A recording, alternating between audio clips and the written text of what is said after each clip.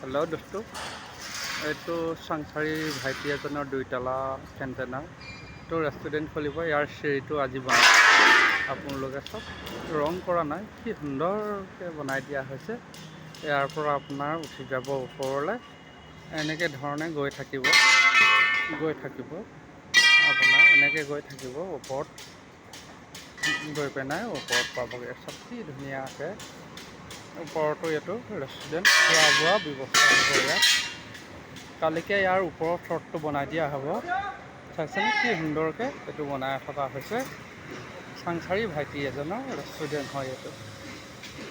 চাইছোঁ সেইপিনে আমাৰ এইটো এটা কেণ্টেইনাৰ ৰেডি হৈ আছে, সেইটো এটা ৰেডি হৈ আছে, সেইপিনে সেইটো এটা ৰেডি হৈ আছে, জাগিৰোড যাব। এইপিনে এইটো এটা ৰেডি হৈ আছে, তাৰ আগত সেইটো এটা ৰেডি হৈ আছে, তাৰ আগত সেইটো পুটিং মাৰি আছে, তাৰ আগত সেই দুটা বনাই থকা হৈছে। এইটো জাগিৰোড যাব, এইকেইটা বনাই থকাকেইটা টাটা কোম্পানী।